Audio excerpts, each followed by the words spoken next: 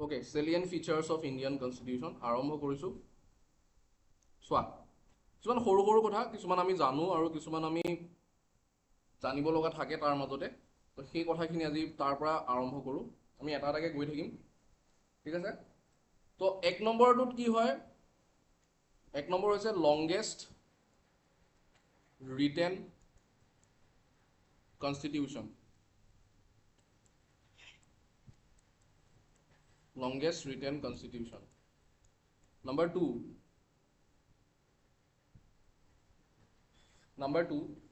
single constitution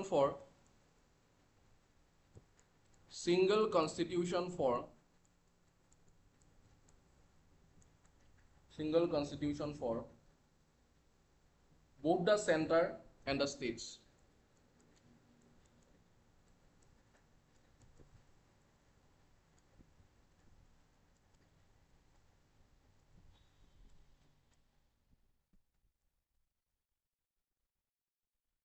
Next, ইয়াৰ দ্বাৰা কি বুজোৱা হয় যে ৰাজ্যৰ কাৰণে আৰু দেশৰ কাৰণে এখনেই মাত্ৰ কি থাকিব, কনষ্টিটিউশ্যন থাকিব, ঠিক আছে। ইয়াত বেলেগ বেলেগ ধৰণৰ কনষ্টিটিউশ্যন নাথাকে। আৰু তাৰ পৰা আমি এটা কথা ক'ব পাৰোঁ যে ইণ্ডিয়াৰ যিটো ছিষ্টেম হয়, ফেডাৰেল ছিষ্টেম হয়। ফেডাৰেল ছিষ্টেমৰ সাধাৰণতে আমেৰিকাৰ যিটো ফেডাৰেল ছিষ্টেম, তাত কি কৰা হয়, তাত দুটা মানে ষ্টেট আৰু কাণ্ট্ৰি দুইটাৰ কাৰণে কি থাকে, বা ষ্টেট এণ্ড চেণ্টাৰ দুইটাৰ কাৰণে কি থাকে, বেলেগ বেলেগ কনষ্টিটিউশ্যন থাকে। কিন্তু আমাৰ কি হয়, ভাৰতবৰ্ষত বেলেগ বেলেগ কনষ্টিটিউশ্যন নাথাকে, ঠিক আছে। তাৰপাছত এতিয়া এমেণ্ডমেণ্টৰ যদি কথা আহে, মই একদম দৰকাৰী কথাখিনি মই কৈ গৈছোঁ, লিখাই গৈছোঁ। তো এমেণ্ডমেণ্টৰ যদি কথা আহে, তোমালোকে এটা কথা মনত ৰাখিবা, 368 আৰ্টিকল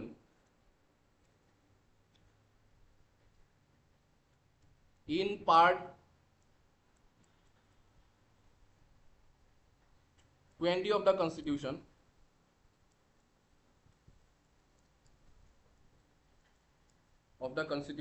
কি হয়, deals with the powers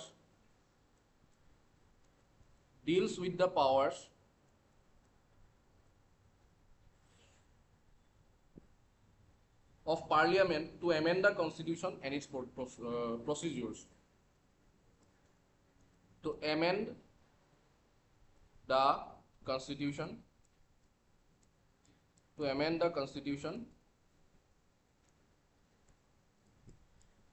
and power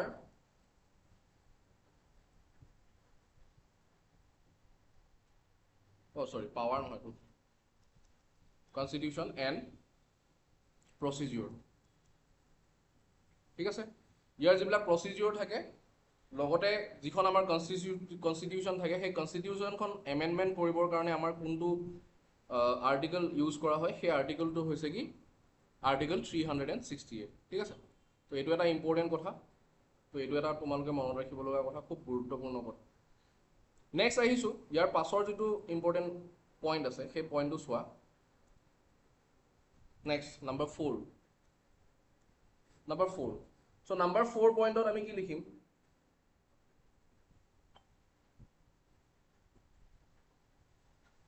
এই যিটো 33C 368 আৰ্টিকল আছে, সেই আৰ্টিকলটোৱে কনষ্টিটিউশ্যনখন এমেণ্ড কৰিব পাৰে, বা 368 আৰ্টিকল মানে article 368 cannot change the basic procedure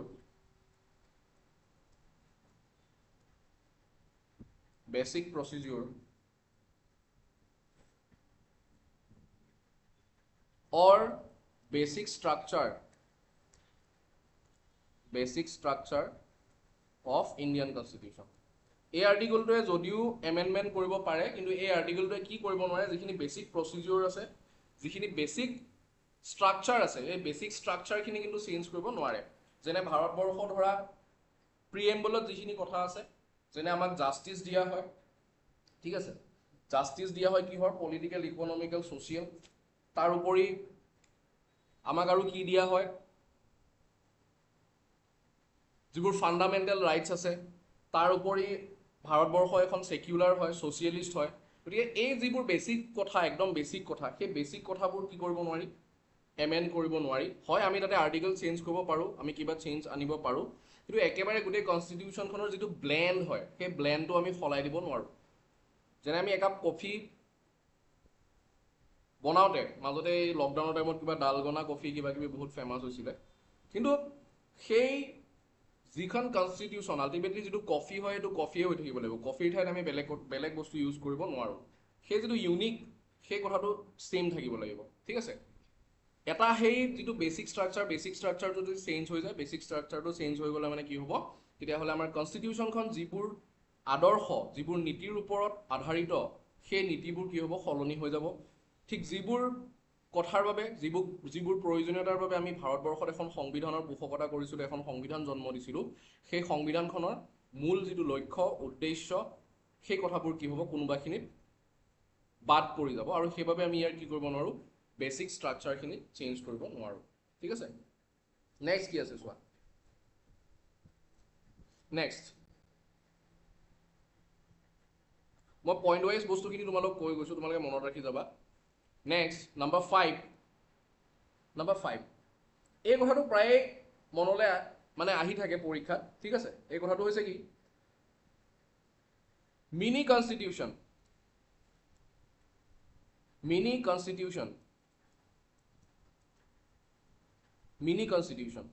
তো এই ৱৰ্ডটোক আমি কেনেকৈ ডিফাইন কৰিম মিনি কনষ্টিটিউশ্যনক ডিফাইন কৰিবৰ কাৰণে আমাৰ হাতত এটাই উপায় আছে সেই উপায়টো হৈছে কি 42nd amendment please note down 42nd amendment 42তম যি সংশোধন কৰা হৈছিলে তাক আমি কি বুলি কোৱা হয় মিনি কনষ্টিটিউশ্যন কোৱা হয় কাৰণ due to the important and large number of changes made by its various parts of the constitution to 42nd amendment যিটো আছিলে সেই কনষ্টিটিউশ্যনৰ মতেদি কেতিয়া হৈছিলে সেইটো আমি মনত ৰাখিব লাগিব মই তলত লিখি দিছোঁ চনটো ইট ৱাজ ইন 1976 আৰু 1976ত যিটো মানে যিটো এমেণ্ডমেণ্ট হৈছিলে সেই এমেণ্ডমেণ্টটোক আমি কি বুলি কওঁ মিনি কনষ্টিটিউশ্যন বুলি কওঁ আৰু কোৱাৰ কাৰণটো এটাই সেই কাৰণটো হৈছে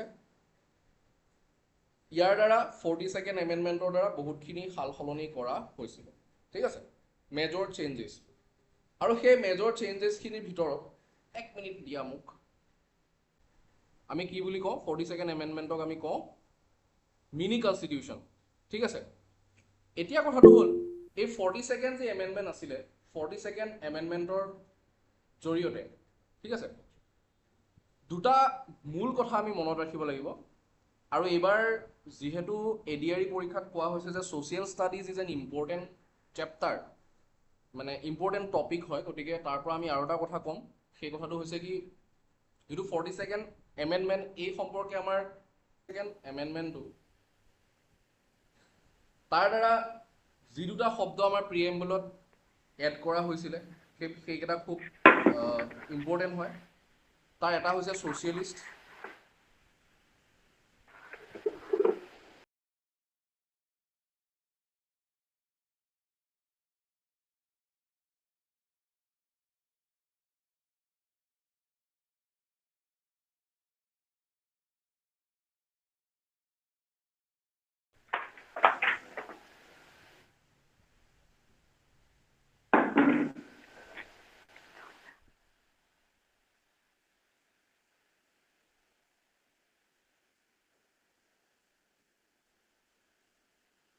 অ'কে নেক্সট কথাটো হ'ল মই একেলগে দুটা কথা কৈ থৈ যাওঁ পইণ্ট নম্বৰ 6 তো ইণ্ডিয়াৰ যিটো পাৰ্লিয়ামেণ্ট হয় আমাৰ পাৰ্লিয়ামেণ্টাৰী ছিষ্টেমটো যিটো হয় সেই পাৰ্লিয়ামেণ্টাৰী ছিষ্টেমটোক কি বুলি কোৱা হয় সেই পাৰ্লিয়ামেণ্টাৰী ছিষ্টেমটোক কোৱা হয় বাই কাৰ্মেল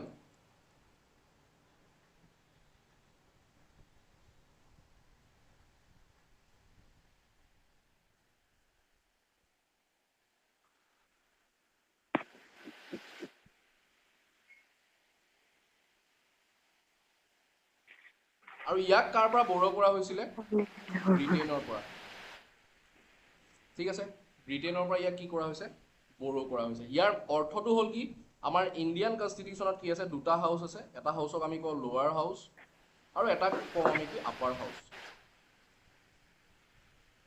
আন এটাক আমি কি বুলি কওঁ আপাৰ হাউচ বুলি কওঁ ঠিক আছে লোৱাৰ হাউচ আৰু আপাৰ হাউচ তো এই দুটা হাউচ আমাৰ ইয়াতে আছে লোকসভা আৰু ৰাজ্যসভা এইটো আমাৰ ইণ্ডিয়ান কনষ্টিটিউশ্যনৰ এটা ফিচাৰ হয় বা ইণ্ডিয়ান পাৰ্লিয়ামেণ্টৰ এটা ফিচাৰ হয়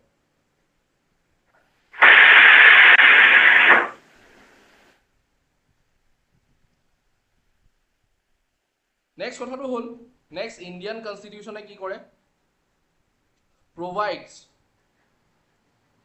single citizenship ভাৰতবৰ্ষৰ সংবিধানে আমাক কি দিয়ে সিঙ্গেল সিটিজেনশিপ দিয়ে অৰ্থাৎ একক নাগৰিকত্ব প্ৰদান কৰে আৰু ইয়াৰ অৰ্থ হৈছে কি যে আমি যদি ভাৰতবৰ্ষত বসবাস কৰোঁ আৰু ভাৰতবৰ্ষৰে আন এখন ওকে ভাৰতবৰ্ষৰে আন এখন ৰাজ্যত আমি বসবাস কৰোঁ তেতিয়াহ'লে আমি কি বুলি ক'ম তাক ডুৱেল চিটিজেনশ্বিপ আমি তাতে নাপাওঁ মাত্ৰ এটা চিটিজেনশ্বিপ আমি তাতে পাম ঠিক আছে এইটো হৈছে নেক্সট আমাৰ ফিচাৰ হয় ইণ্ডিয়ান কনষ্টিটিউশ্যনৰ হ'ব তাৰপিছত ভোটিং এজটো সকলোৱে জানাই যে ভোটিং এজটো আমাৰ কিমান হয় 18 ইয়াৰ্ছ আগতে তাৰ এজ কিমান আছিলে 21 ইয়াৰ্ছ আছিলে এতিয়া কথাটো হ'ল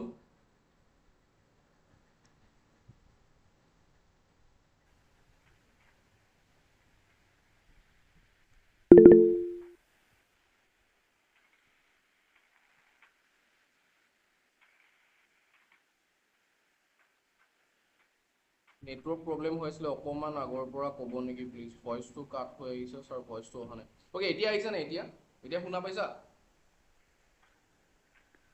শুনিছা ন কিবা এটা হৈছিলে ৰৈ গৈছিলে দেখোন কোনখিনি বা গম পোৱা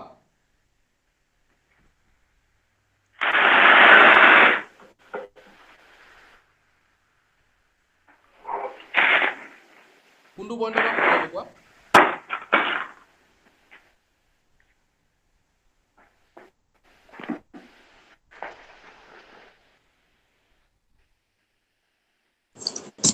স্যাৰ 5 নম্বৰ পইণ্টৰ পৰা বুজাই দিলে হ'ব আকৌ সঠিক চাই কৈছা ন 5 নম্বৰ পইণ্টৰ পৰা ঠিক আছে অ'কে হ'ব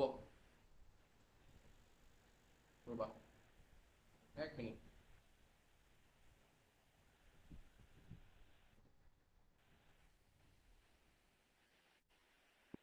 অ'কে 5 নম্বৰ পইণ্টৰ পৰা চোৱা 5 নম্বৰ পইণ্টটোত কি কৈছে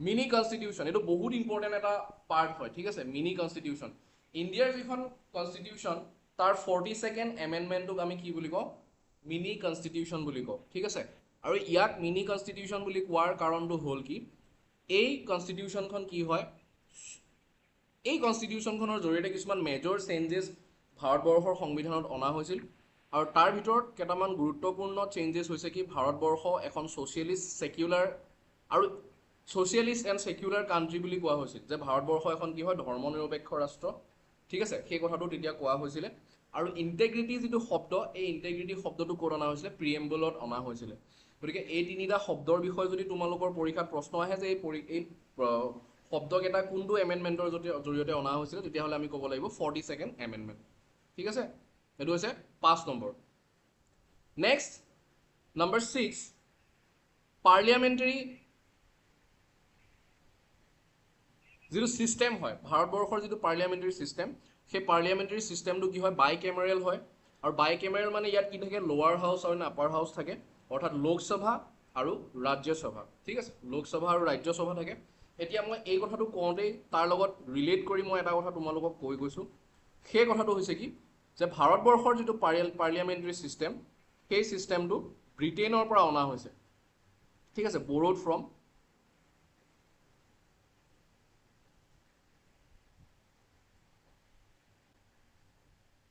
আকৌ ভইচটো কাট খাইছে নেকি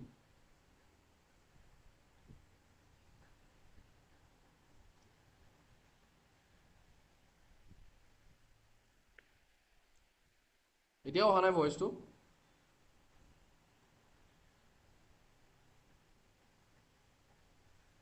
ঠিকে আছে বন্দিতা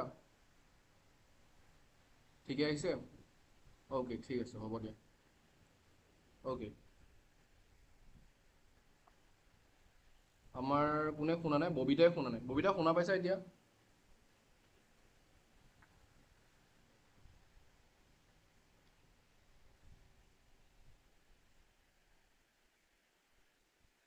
অ'কে চোৱা ফাৰ্ষ্টৰ পৰা ক'ব দিছা ন ববিতা ঠিক আছে মই ওপৰৰ পৰা আকৌ এবাৰ গৈছোঁ হা আকৌ এবাৰ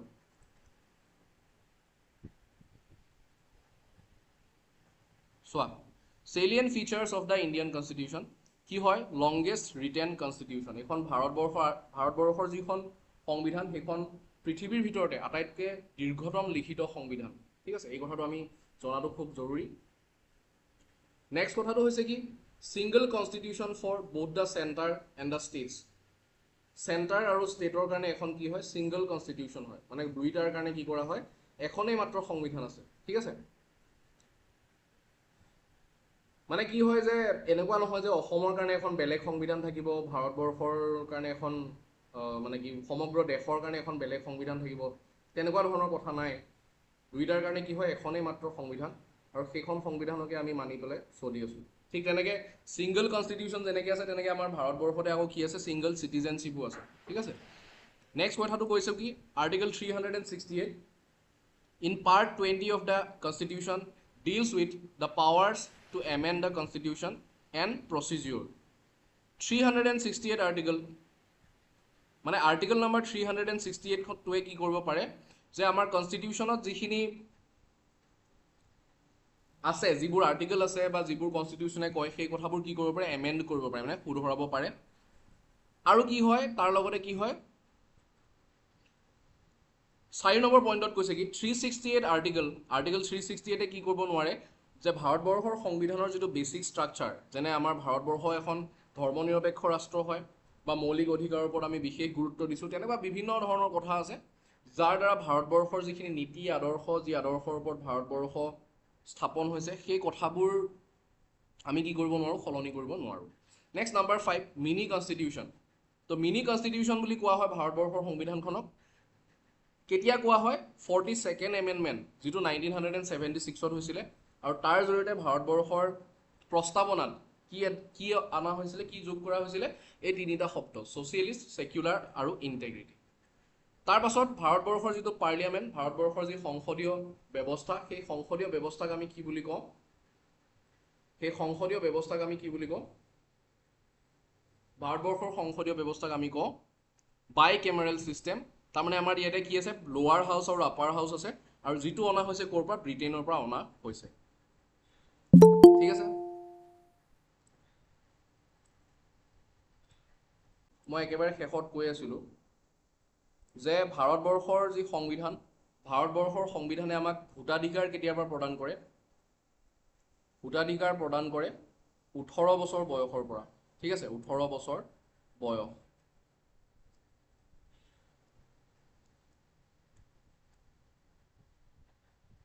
(18 years of age) ঠিক আছে 18 বছৰ বয়সৰ পৰা ভোটাধিকাৰ প্ৰদান কৰে কিন্তু এইখন সংবিধানেই আগতে কিমান বছৰ আগতে দিছিলে 21 বছৰ ঠিক আছে 21 বছৰত আগতে ভোট দিবলৈ দিয়া হৈছিলে কিন্তু এই কথাটো কেতিয়া শুধৰণি কৰা হ'ল এই কথাটো শুধৰণি কৰা হ'ল 1989 পৰা কৰিলে আৰু এইটো যিটো কনষ্টিটিউশ্যন আছিলে বাই 61st এমেণ্ডমেণ্ট 61st এমেণ্ডমেণ্ট ঠিক আছে তো 61তম যিটো ভাৰতবৰ্ষৰ সংবিধানৰ সংশোধনী হৈছিলে 1989 চনত আৰু ইয়াৰ মতে দিয়ে কি কৰা হৈছিলে ভোটদানৰ যি বয়স তাক 21 বছৰৰ পৰা 18 বছৰলৈ কমাই অনা হৈছিলে ঠিক আছে একেলগে বুজি পাইছা সকলোৱে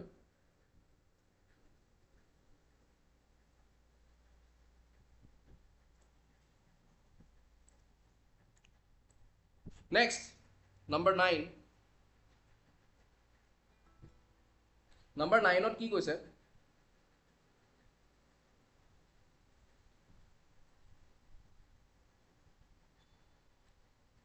ভাৰতবৰ্ষৰ সংবিধানে যি ফাণ্ডামেণ্টেল ডিউটি প্ৰদান কৰে অৰ্থাৎ ভাৰতবৰ্ষৰ সংবিধানত যি তাক আমি কি বুলি কওঁ মৌলিক কৰ্তব্য যি মৌলিক কৰ্তব্য প্ৰদান কৰে সেই মৌলিক কৰ্তব্য ভাৰতবৰ্ষৰ সংবিধানত কেতিয়াৰ পৰা প্ৰদান কৰা হৈছিলে সেয়া প্ৰদান কৰা হৈছিলে 1976 এমেণ্ডমেণ্ট ঠিক আছে এইটো একেটাই হয় যিটো আমি অলপ আগতে পঢ়ি আহিছিলোঁ যে তাত আমি কি পঢ়িছিলোঁ যে 1976 আমি ভাৰতবৰ্ষৰ প্ৰস্তাৱনাত কেইটামান শব্দ নতুনকৈ দিয়া হৈছিলে। সেই শব্দকেইটাৰ ভিতৰত হৈছিলে কি ছেকুলাৰ, ছ'চিয়েলিষ্ট আৰু ইণ্টেগ্ৰিটি, এই তিনিটা শব্দ অনা হৈছিলে।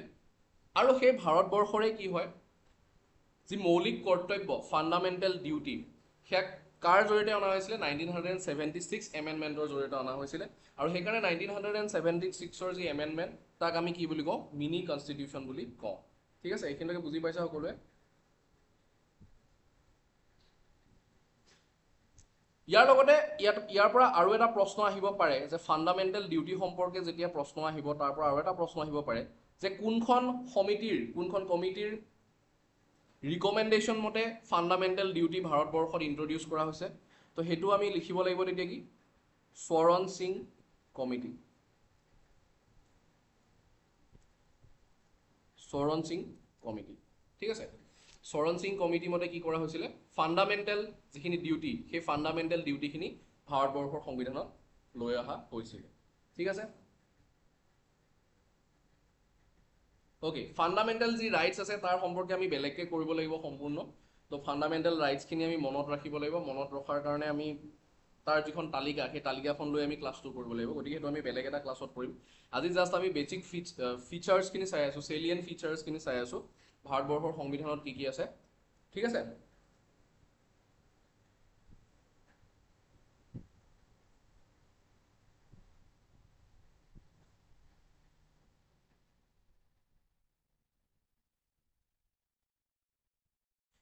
ইয়াৰ পাছত কি কৈছে, ইয়াৰ পাছত আমি এটা কথা ক'ব লাগিব যে 1992 চন 1992, ঠিক আছে। ইয়াৰ 1992 কি আছিলে যে 73rd যিটো কনষ্টিটিউশ্যনেল এমেণ্ডমেণ্ট হৈছিলে, যিটো 73rd কনষ্টিটিউশ্যনেল এমেণ্ডমেণ্ট হৈছিল 1992ত, সেই 73rd কনষ্টিটিউশ্যনেল এমেণ্ডমেণ্টৰ মতে ভাৰতবৰ্ষৰ চৰকাৰত এটা তিনিটা পৰ্যায়ৰ যিটো আমি ইংৰাজীত কি বুলি কওঁ থ্ৰী টায়াৰ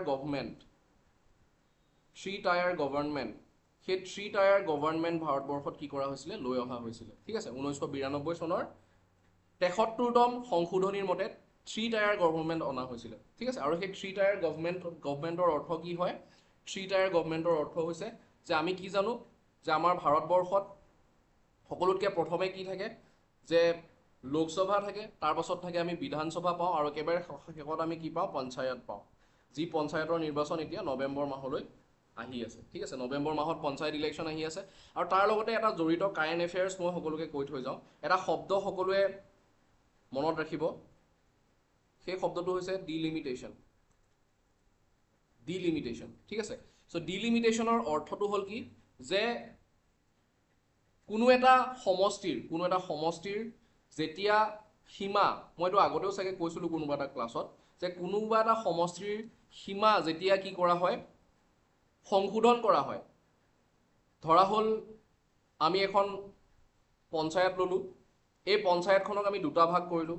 ধৰা হ'ল এটা ভাগ আছে কোনোবা এটা বেলেগ সমষ্টিত, ধৰা হ'ল সমষ্টি এ, আৰু এই পাৰ্টটো আছে ধৰা সমষ্টি বিত। এতিয়া এনেকুৱা যেতিয়া হয় তেনেকুৱা হ'লে মানে সাধাৰণতে পঞ্চায়তৰ নিৰ্বাচনৰ ক্ষেত্ৰত কি হয় যথেষ্ট অসুবিধাৰ সৃষ্টি হয়। নিৰ্বাচনটো হৈ যাব, যেতিয়া এই পঞ্চায়তখনক বিশেষ সুবিধাৰ প্ৰয়োজন হ'ব, সেই সুবিধা প্ৰয়োজন হ'লে মানে কি হ'ব তেওঁলোকে আচলতে যাব কাৰ ওচৰত, বি মানুহজনৰ ওচৰত যাব নে এ জনৰ ওচৰত যাব। ঠিক আছে, কাৰ ওচৰলৈ যাব সেইটো খুব বেছি এটা গুৰুত্বপূৰ্ণ কথা হৈ পৰে। আৰু এই কথাটোৰ গুৰুত্ব যেতিয়া বাঢ়ি যায় তেতিয়া দুজন বিধায়ক থাকিলে দুজনৰ ভিতৰত কোনজনৰ ওচৰতনো যাব, সেই সমস্যাটো আঁতৰাবৰ কাৰণে বৰ্তমান চৰকাৰে ডিলিমিটেশ্যনৰ কথা কৈ আছে। যিটো ডিলিমিটেশ্যন ক'ত আহিছিলে MP ইলেকশ্যনৰ সময়ত আহিছিলে। আৰু MP ইলেকশ্যনৰ সময়তো অসমৰ মানে যিবোৰ আমাৰ সমষ্টি আছিলে, ঠিক আছে, সেই সমষ্টিবোৰ কি কৰা হৈছিলে সংশোধন কৰা হৈছিলে। তো তাৰ সীমা নতুনকৈ নিৰ্ধাৰণ কৰা হৈছিলে। সেই একেটা কথাই ক'ত কোৱা হৈছে যে আমাৰ ভাৰতৰ যি এতিয়া পঞ্চায়ত নিৰ্বাচন অসমত আহিছে সেই নিৰ্বাচনৰ সময়তো সেই ডিলিমিটেশ্যনৰ কথা আহিছে। এতিয়া ডিলিমিটেশ্যনৰ লগত এটা ৱৰ্ড আহিব পাৰে, সেইটো হৈছে ডিমাৰ্কেশ্যন। ঠিক আছে, এই ডিমাৰ্কেশ্যন শব্দটো আৰু ডিলিমিটেশ্যন শব্দ দুইটা হয় কি ইটো সিটোৰ কি হয় চিননিম হয়। ঠিক আছে, ইটো সিটোৰ সমাৰ্থক শব্দ। গতিকে সেইটো কথাও আমি ইয়াতে কৈ থৈ গ'লোঁ। কৈ যোৱাৰ কাৰণ এইটোৱে হয়, কাৰণ পঢ়িলে মানে আমি এই শব্দবিলাকৰ ভিতৰৰ পৰাই আমি গোটেইখিনি কথাই একেলগে চাই গৈ থাকিব লাগিব। একেলগে চাই গ'লে মানে আমি কি কৰিব পাৰিম, তাৰ পৰা আমি কথাবোৰ অনুধাৱন কৰিব পাৰিম আৰু কোনটো ধৰণৰ প্ৰশ্ন আহিব পাৰে আমি তাক এটা প্ৰেডিকশ্যন আমি এটা কৰিব পাৰিম। তাৰপাছত আমি নেক্সট চাওঁ, এইখিনিলৈকে বুজি পাইছেনে সকলোৱে? চ' ক'ত গ'ল? 73rd amendment. তো 73rd এমেণ্ডমেণ্টৰ মতে পঞ্চায়তক ৰিকগনিশ্যন দিয়া হৈছিলে আৰু তাৰ পাছৰ নেক্সট পইণ্টটো কিমান হ'ব জানো? পইণ্ট নম্বৰ 11 হ'ব। ঠিক আছে, চ' পইণ্ট নম্বৰ 11ৰ মতেদি আমি আৰু এটা কথা ইয়াতে এড কৰিব পাৰোঁ যে যিটো 74th amendment of Indian constitution, 74th এমেণ্ডমেণ্টৰ মতে ভাৰতবৰ্ষৰ সংবিধানত যি আমাৰ আৰবান যি গভমেণ্ট থাকে, অৰ্থাৎ আৰবান লোকেল গভমেণ্টছ বুলি আমি তাক ক'ব পাৰোঁ। আৰবান লোকেল গভমেণ্টছ, ঠিক আছে, আৰবান লোকেল যি গভমেণ্ট আছিলে সেইখিনিও কি কৰা হৈছিলে যে 74th এমেণ্ডমেণ্টৰ জৰিয়তে কি কৰা হৈছিলে, চিলেক্ট কৰা হৈছিলে। ঠিক আছে, ৰুবি চিডিউল কাষ্ট মানে কি হয় বুজি পোৱা নাই, মানে কোনটো কথা কৈছা তুমি?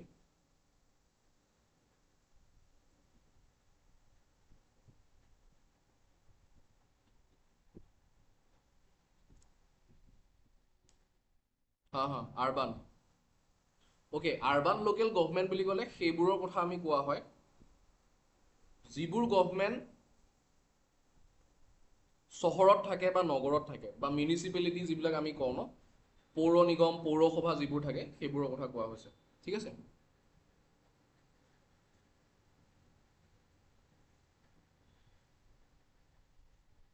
অ'কে।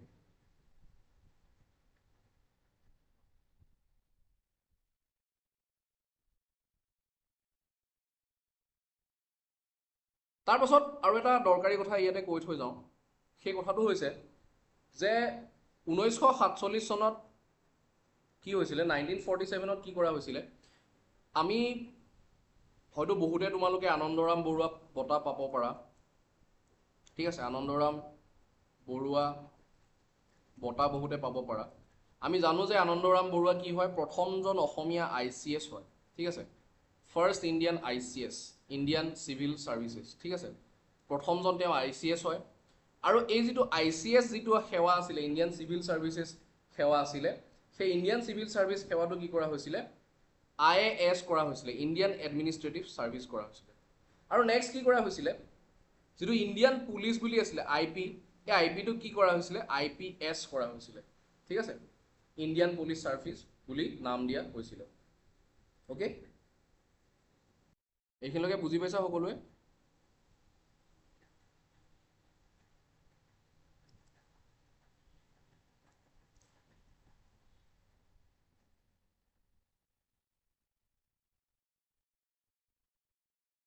অ'কে, ঠিক আছে। চ' আজি যিটো আমি ক্লাছ কৰিলোঁ, টোটেল 12টামান আমি পইণ্ট এতিয়ালৈকে কৰিলোঁ। তো এই গোটেই যিকেইটা পইণ্ট আছে, এই পইণ্টকেইটাৰ পৰা আমি এটা কথা বুজি পাব লাগিব, আমি এটা কথা জানি ল'ব লাগিব। সেই কথাটো হৈছে যে ভাৰতবৰ্ষৰ যিখন সংবিধান, সেই ভাৰতবৰ্ষৰ সংবিধানখনৰ কিছুমান দৰকাৰী কথা যিবিলাক থাকে, মানে আমি মূল সংবিধানখনলৈ অহাৰ আগলৈকে, ঠিক আছে, আমি ফাণ্ডামেণ্টেল ৰাইটছ, কমপ্লিট শ্বিডিউল বা পাৰ্টছ, গোটেইখিনি কথা আমি যেতিয়া সোমাম, সেই গোটেইখিনি কথা তালৈ এণ্টাৰ কৰাৰ আগতে মই কিছুমান যিবিলাক চেলিয়েণ্ট ফিচাৰ্ছ আছে ভাৰতৰ সংবিধানত, সেই কথাখিনি মই আজি কৈ দিলোঁ। ঠিক আছে, তো সেই কথাখিনিৰ জৰিয়তে আমি এইটো কথা বুজি ল'ব লাগিব যে চেলিয়েণ্ট ফিচাৰ্ছৰ জৰিয়তে ভাৰতৰ সংবিধানখনে কি কথা কয়, যে আমাৰ যিবোৰ কথা আমি জেনেৰেলি পাই থাকোঁ, যিবোৰ কথা শুনি থাকোঁ, সেই শুনি থকা কথাবোৰৰ পৰা, যেনে একদম চিম্পল এটা কথা আছিলে কি, সেইটো আছে কি যে 18 বছৰ বয়সত আমি ভোট দিব পাৰোঁ। সেইটো ক'ৰ পৰা অনা হৈছে, 21 বছৰ আছিলে, তো সেইটোক এমেণ্ডমেণ্ট কৰা হ'ল। তাৰ লগতে আমাৰ আৰবান লোকেল গভমেণ্ট আৰু ৰুৰেল লোকেল গভমেণ্ট কেনেকৈ আহিলে ভাৰতবৰ্ষত, এই কথাখিনি আমি গম পালোঁ। বা ভাৰতবৰ্ষৰ পাৰ্লিয়ামেণ্টাৰী যিটো ছিষ্টেম, সেই পাৰ্লিয়ামেণ্টাৰী ছিষ্টেমটোত যি বাই কেমেৰেল হয়, অৰ্থাৎ দুটা হাউচ থাকে, লোৱাৰ হাউচ এণ্ড আপাৰ হাউচ, অৰ্থাৎ লোকসভা আৰু ৰাজ্যসভা। এই কথাখিনি আমি আজি পালোঁ। ঠিক আছে, তো আজি চেলিয়েণ্ট ফিচাৰ্ছখিনি আমি কৰি ল'লোঁ। আৰু কালি আমি যিটো টপিক পঢ়িম সেই টপিকটো হৈছে ইণ্ডিয়ান কনষ্টিটিউশ্যনৰ ষ্ট্ৰাকচাৰ, ঠিক আছে। তো ইণ্ডিয়ান কনষ্টিটিউশ্যনৰ ষ্ট্ৰাকচাৰটো আমি কালি চাই ল'ম। মানে ইণ্ডিয়ান কনষ্টিটিউশ্যনখন মানে এইটো কথা কোৱা হ'ব ষ্ট্ৰাকচাৰ বুলি ক'লে, যে কনষ্টিটিউশ্যনখননো একচুৱেলি কি, ক'ত কি আছে, ক'ৰ পৰা আমি কি পঢ়িব লগা হয়, কোনখিনি বস্তু কেতিয়া ব্যৱহাৰ হয়, আমি ফাণ্ডামেণ্টেল ৰাইটছ, ফাণ্ডামেণ্টেল ডিউটিজ গোটেইবোৰ কথা শুনি থাকোঁ। গতিকে সেই গোটেই কথাখিনিকে আমি এছেম্বল কৰি ক'ত কেনেকৈ পাৰ্ট আছে, কি আছে, গোটেইখিনি বস্তু আমি কালি বুজি ল'ম, নেক্সট ক্লাছত আমি বুজি ল'ম। তো একচুৱেলি আজি মোৰে টাইমটো দিওঁতে অকণমান দেৰি হ'ল, 8:15 পৰা বুলি দিলোঁ, কিন্তু অকণমান মই নিজে দিওঁতে দেৰি কৰিছোঁ, তো আই এডমিট ইট, ঠিক আছে। চ' কাইলৈও আমি কি কৰিম, সেই সময়খিনিতে 8:15 পৰা 8:30 ভিতৰত আমি ক্লাছটো কৰিম। তো মই জনাই দিম আগতীয়াকৈ কিমান সময়ত ক্লাছটো কৰা হ'ব, ঠিক আছে। আৰু আজি যিখিনি কৰা হ'ল, আজি কৰাখিনি তোমালোকে খুব ধুনীয়াকৈ আকৌ এবাৰ ৰিভাইজ কৰিবা। আৰু তোমালোকে নোটছ লিখিছানে নাই আজি ক্লাছটোৰ?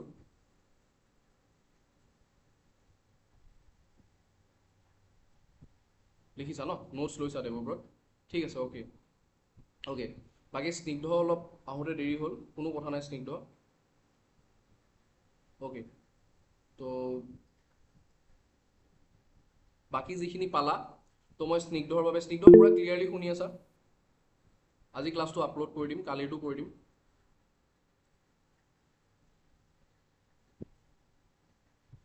আকৌ এবাৰ তথাপি মই লৰালৰি কি কয় মানে এবাৰ ৰিপিট কৰি দিছোঁ গোটেই কথাখিনি, আৰু এবাৰ কৈ দিছোঁ। চোৱা কি কি কৰা হ'ল, যে ভাৰতৰ যিখন সংবিধানখন হয়, সেই সংবিধানখন গোটেই বিশ্বৰ ভিতৰত আটাইতকৈ দীৰ্ঘতম লিখিত সংবিধান হয়, ঠিক আছে। ভাৰতবৰ্ষৰ যিখন সংবিধান, সেই সংবিধানখন কি হয়, single constitution for both the centre and the states, অৰ্থাৎ কেন্দ্ৰ আৰু ৰাজ্যৰ বাবে ভাৰতবৰ্ষৰ এখনেই সংবিধান। 368 নম্বৰ যিটো আৰ্টিকেল আছে, সেই আৰ্টিকেলৰ জৰিয়তে আমি ভাৰতবৰ্ষৰ সংবিধানখন সংশোধন কৰিব পাৰোঁ। কিন্তু যদিও 368 আৰ্টিকেলৰ জৰিয়তে আমি ইয়াক সংশোধন কৰিব পাৰোঁ, তাৰ পাছতো কি হয়, ভাৰতবৰ্ষৰ সংবিধানখনে যিটো বেছিক ষ্ট্ৰাকচাৰ, সেই বেছিক ষ্ট্ৰাকচাৰটো আমি সলনি কৰিব নোৱাৰোঁ। ইয়াৰ পাছত ইম্পৰ্টেণ্ট কথা হ'ল কি, 42nd এমেণ্ডমেণ্ট, যে 42তম যি সংশোধনী হয়, সেই 42তম সংশোধনীক আমি মিনি কনষ্টিটিউশ্যন বুলি কওঁ। আৰু এই মিনি কনষ্টিটিউশ্যন হোৱাৰ বাবে ছ'চিয়েলিষ্ট, ছেকুলাৰ আৰু ইণ্টেগ্ৰিটি, এই তিনিটা শব্দ মূলতঃ ইয়াতে আহিছিলে 1976 কনষ্টিটিউশ্যনৰ জৰিয়তে। আৰু 1976 কনষ্টিটিউশ্যনত আৰু এটা দৰকাৰী কথা আহিছিলে, সেইটো আমি 9 নম্বৰ পইণ্টত পঢ়িছিলোঁ, যে ফাণ্ডামেণ্টেল ডিউটি, যে ভাৰতবৰ্ষৰ সংবিধানত মৌলিক কৰ্তব্য কোনটো সংশোধনীৰ জৰিয়তে কৰা হৈছিলে। তো সেইটো স্বৰণ সিং কমিটি, ফাণ্ডামেণ্টেল ডিউটি, মৌলিক কৰ্তব্য, ইয়াৰ জৰিয়তে অনা হৈছিলে। আৰু তাৰোপৰি ওপৰত যিখিনি আমি পাইছোঁ, যে পাৰ্লিয়ামেণ্টাৰী যিটো ভাৰতবৰ্ষৰ গভৰ্ণমেণ্ট, সেই পাৰ্লিয়ামেণ্টাৰী গভৰ্ণমেণ্টটো কি হয়, বাই কেমেৰেল হয়। আৰু বাই কেমেৰেল মানে কি হৈছে, ইয়াত লোৱাৰ হাউচ, আপাৰ হাউচ দুইটা থাকে। আৰু এই যিটো ফিচাৰ হয়, সেই ফিচাৰটো অনা হৈছে ব্ৰিটেইনৰ পৰা। তো এই কথাটো মই একেলগে কৈ থৈ গৈছোঁ, কাৰণ চ'ৰ্চেছ অফ ইণ্ডিয়ান কনষ্টিটিউশ্যনৰ পৰা ইয়াৰ পৰাও কেতিয়াবা প্ৰশ্ন আহে, ঠিক আছে। ভাৰতবৰ্ষৰ সংবিধানে ছিংগল চিটিজেনশ্বিপ দিয়ে, অৰ্থাৎ একক নাগৰিকত্ব দিয়ে। ইয়াৰ উপৰি কি আহিল, 18 বছৰ বয়স, 18 বছৰ বয়সত আমি ভোটদান কৰিব পাৰোঁ। কিন্তু আগতে ভাৰতবৰ্ষত কি আছিলে, 21 বছৰ বয়সত ভোটদান কৰিব পৰা গৈছিল। আৰু এই কথাটো শুধৰণি কেতিয়াবা কৰা হৈছে, যে 61তম সংশোধনীৰ জৰিয়তে ভাৰতবৰ্ষৰ নাগৰিকৰ ভোটদানৰ বয়স 21 বছৰৰ পৰা 18 বছৰলৈ হ্ৰাস কৰা হৈছিলে, ঠিক আছে। তাৰপাছত 1992 চনৰ 73rd এমেণ্ডমেণ্টৰ জৰিয়তে কি হৈছিলে, 73rd এমেণ্ডমেণ্টৰ জৰিয়তে কি কৰিছে, 3 টায়াৰ গভৰ্ণমেণ্ট আনিছিলে, যাক আমি লোকসভা, বিধানসভা, আৰু এটা আমি কি আনিব পাৰোঁ, ৰুৰেল লোকেল গভৰ্ণমেণ্টৰ কথা আমি ইয়াতে কৈছোঁ। আৰু 73rdৰ কথাত যেতিয়া আমি ৰুৰেল লোকেল গভৰ্ণমেণ্টক ৰিকগনাইজ কৰাৰ কথা আমি কওঁ, তাৰ লগতে 73 আৰু 74 দুইটা কথা তোমালোকে একেলগে মনত ৰাখিবা, যে 74 বুলি ক'লে তাতে কি থাকিব, আৰ্বান লোকেল গভৰ্ণমেণ্ট থাকিব, অৰ্থাৎ মিউনিচিপেলিটি যিবোৰ থাকে, সেই মিউনিচিপেলিটিবোৰ, অৰ্থাৎ পৌৰসভা আৰু পৌৰ নিগম, এই গোটেইবোৰ 74th এমেণ্ডমেণ্টৰ জৰিয়তে কি কৰা হৈছিলে, ৰিকগনিশ্যন কৰা হৈছিলে। আৰু লগতে কৈ গ'লোঁ একেবাৰে শেষত কি কৰা হ'ল, যে 1947 চনতে ভাৰতবৰ্ষত কি কৰা হৈছিলে, যি IPS আৰু IAS, ICS, ইণ্ডিয়ান চিভিল ছাৰ্ভিচৰ পৰা ইয়াক কি কৰা হৈছিলে, ইণ্ডিয়ান এডমিনিষ্ট্ৰেটিভ ছাৰ্ভিচ কৰিছিলে।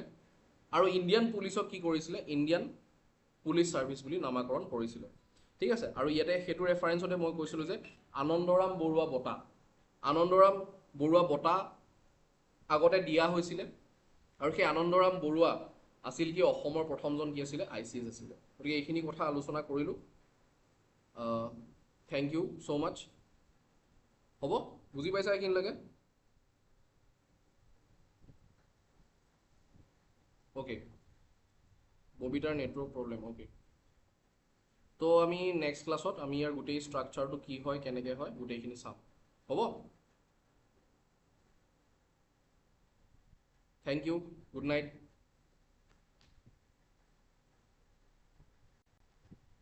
Okay okay good night